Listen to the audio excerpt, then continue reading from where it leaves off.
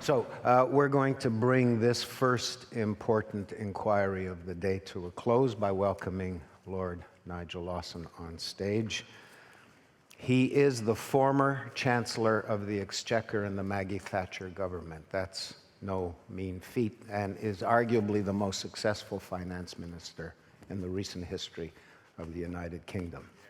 Thank you very much for coming here all the way from London.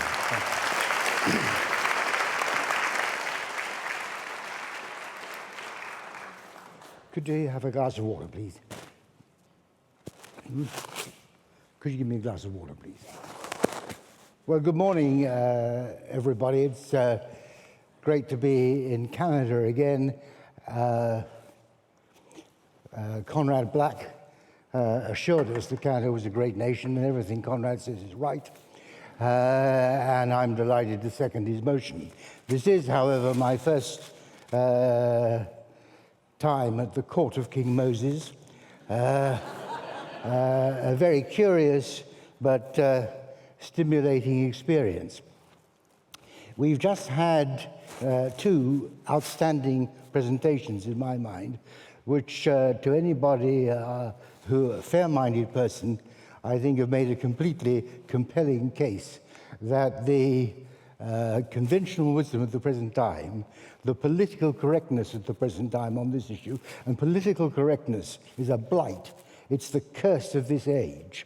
It prevents proper debate. It prevents the truth from getting out. Anyhow, you've had two absolutely compelling and politically incorrect presentations. I'm not sure that I can add a great deal to that, but I will tell you a little bit about where I came from on this issue, and then towards the end, I will say a few things about the latest papal encyclical, which Moses, with his customary cleverness, arranged to have published the day before this event. I have never been one who liked living in the past. I've always lived in the present and interested in the future. So when I left government in 1989 and wrote my memoirs, that was to draw a line under the past. But I discovered there was one issue which had not crossed my desk at all as a minister. It didn't exist in those days. In the 1980s, it was a big issue. And that was the issue of global warming. And I thought I'd better find out a little bit about it. This is something new. I didn't have anything to do with it. I didn't want to go on talking about the same old things I'd always been talking about. And the first thing that I discovered was that no proper economic analysis had been done of the cost effectiveness of the decarbonization program which the politicians were talking about. That shocked me. When I was Chancellor of the Exchequer, I would not have allowed by the government of which I was a member to do anything, say anything, and then any commitments about decarbonization or anything else for that matter, but decarbonization, without there having been a thorough economic analysis. Because very often, if you don't have a proper economic analysis, what you do might actually do more harm in terms of its costliness than what you are trying to prevent. So at that time, I just been appointed a member of the Economic Affairs Committee of the House of Lords. So I said to my colleagues on the committee, why don't we do a study of the economics of climate change? And I knew nothing about the issue at the time, but it was an extremely educative process. We had all the top people come and give evidence to us. And not only did we discover, and we produced at the end of the day a unanimous report. We had peers from all the different political parties signed up to a unanimous report which was extremely skeptical about the economics of climate change, or decarbonization rather, the economics of decarbonization. But what is more, I learned then that the science, and Patrick Moore has spoken brilliantly on the science today, but the science was extremely uncertain. It is perfectly true that carbon dioxide is a greenhouse gas, and there is a greenhouse effect, that is to say that the concentration of carbon dioxide emissions in the atmosphere makes the planet warmer than it would otherwise be. But what is extremely uncertain is, first, how much warmer. Secondly, this applies only if other things are equal, and we know that other things are not equal. And one of the problems with climate science, we know things, for example, has already been mentioned. 1,000 years ago, the world had the medieval warm period, which is an extremely warm period, and it was also an extremely beneficial period. During the Baroque period, they had very good music, but very bad for farming because we were in the Little Ice Age. And temperatures plummeted, and nobody knows why, and that was a very harsh and difficult time. Nobody knows about really much. I don't blame the climate scientists for that, not knowing. It's extremely complex. The natural forces, both solar and the oceans, the behavior of the oceans, extremely difficult to work out how that works, how that affects the climate. Nobody knows. But what I do blame them for is pretending that they know when they don't know, or rather pretending because they don't know, this can be disregarded. And so it is likely, in fact, they thought that the carbon dioxide concentrations would raise the temperature enormously, and the computer models, which have substituted for proper scientific evidence nowadays, the computer models projected that if carbon dioxide concentrations and emissions rose faster, which they have done, thanks largely to the remarkable growth of China, that the temperature, the rise we'd seen in the last quarter of the 20th century, a rise over that last quarter, recorded rise of about 0.5 degree Celsius, would accelerate. What has happened? The carbon dioxide has gone up faster, the temperature has stopped rising altogether. And the apologists for the conventional wisdom have alternated between two different explanations. And it's rather like the prisoner in the dock who was accused of murder. And he says, in the first place, I wasn't there at the time. In the second place, even if I was there, it was an accident. If he presents both these, then you know probably that neither of these things is true. And what they said, first of all, the hiatus, as it's called, doesn't really exist, even though the British Met Office and all the other comparable offices have shown that the temperature is flatlined. And then they secondly say, well, the missing heat has in fact gone into the deep, deep oceans, where nobody, of course, can measure it.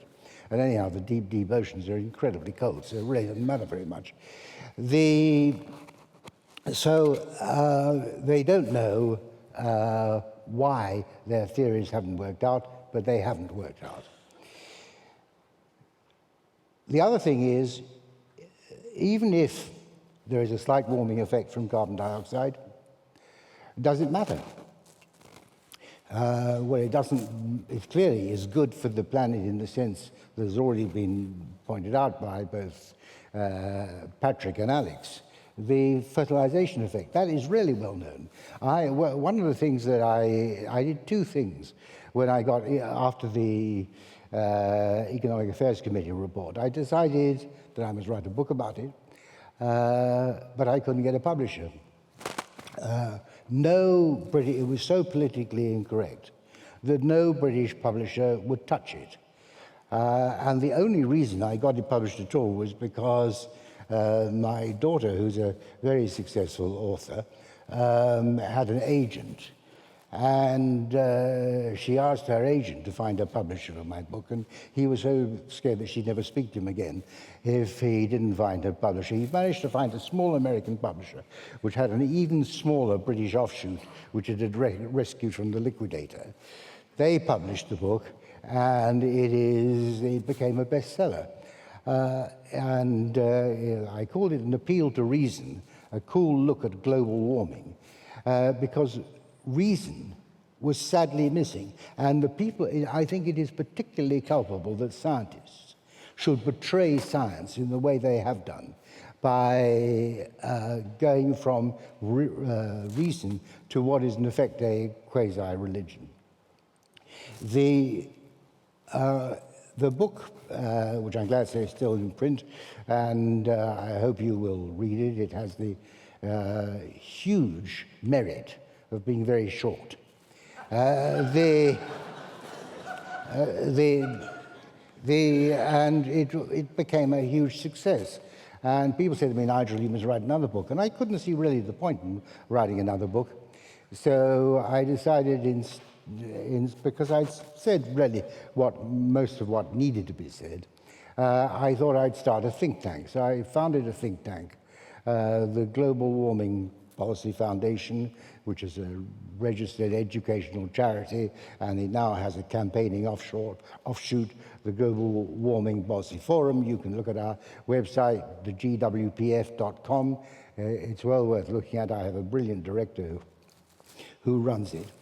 And one of the things we did, in order to make it quite clear that we were completely honest, completely kosher, we said right at the beginning, our very first board meeting, we will not accept a penny of funds from the energy industry or anyone with a significant interest in the energy industry. But of course, a lot of our donors choose to remain anonymous. And they choose to remain anonymous for a very good reason.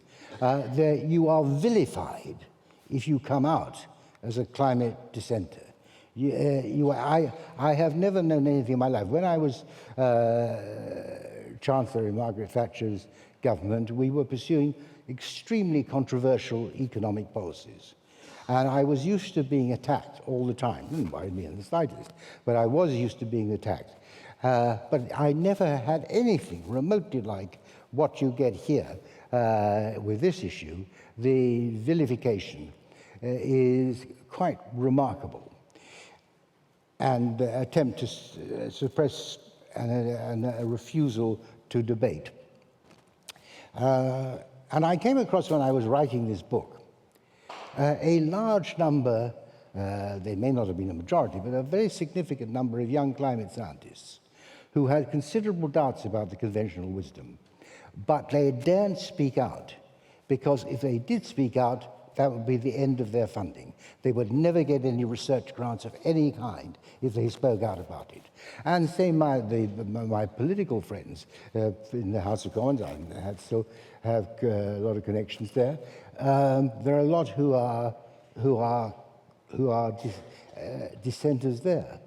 But they know that if they speak out, they will never get promotion.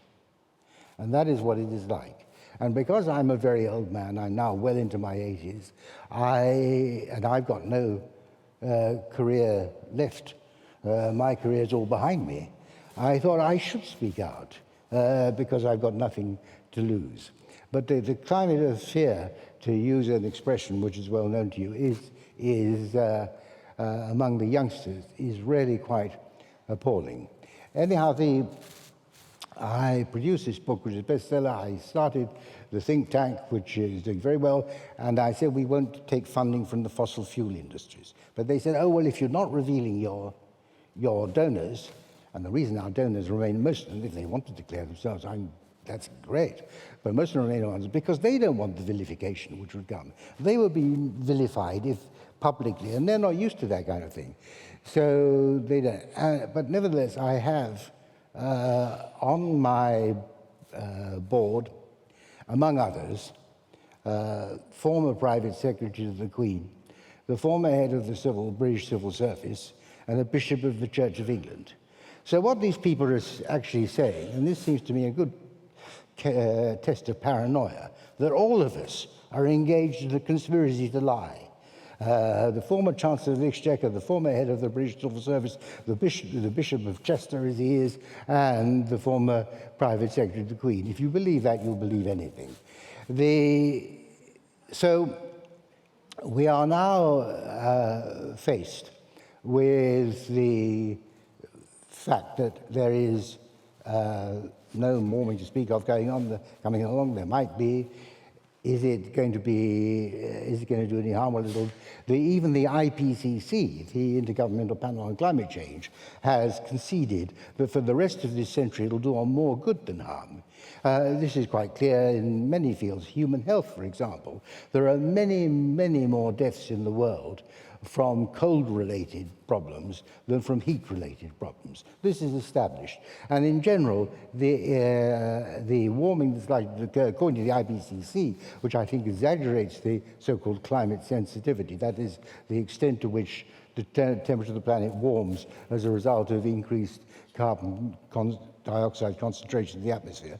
But even on their rather exaggerated expectations, they say it'll be actually beneficial to mankind for the rest of this century. But even if there are problems, what do? If there are problems, you adapt to them.